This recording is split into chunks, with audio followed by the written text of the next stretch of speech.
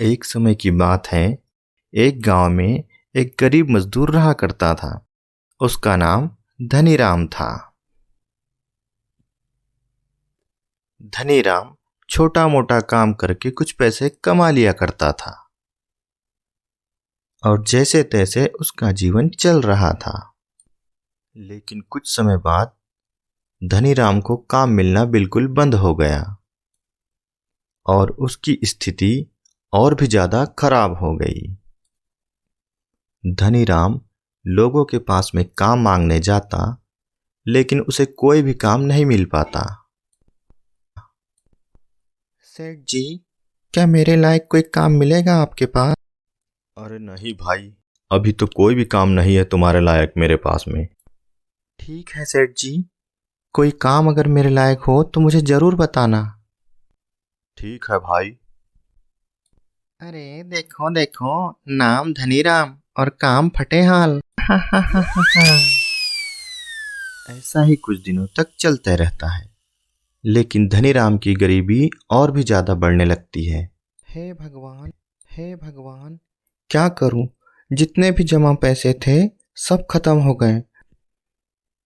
अब तो आज रात मैं क्या खाऊंगा ये भी नहीं पता। पता नहीं आज रात कुछ खाने को मिलेगा भी या नहीं। ऐसा सोचकर धनीराम चुपचाप बैठा रहता है। अगर मैं ऐसे ही बैठा रहा तो लगता है मुझे भूखे ही मरना पड़ेगा। अगर मुझे अपना पेट भरना है तो मुझे जंगल में जाकर कुछ फल ढूंढने चाहिए। धनीराम ऐसा सोचकर जंगल में चला जाता है। बहुत देर तक जंगल में घूमने के बाद थक हार कर धनीराम एक पेड़ के नीचे बैठ जाता है। लगता है मेरी किस्मत ही खराब है, कुछ भी खाने को नहीं मिला। धनीराम जिस पेड़ के नीचे बैठा था वह पेड़ धनीराम की सारी बातें सुन रहा था। वह पेड़ सोने का था। पेड़ को धनीराम पर दया आ गई। पेड़ ने धनीराम से कहा, अरे ओ इंसान, तुम बहुत दुखी लगते हो। धनीराम ने पेड़ को सारी बातें बताई।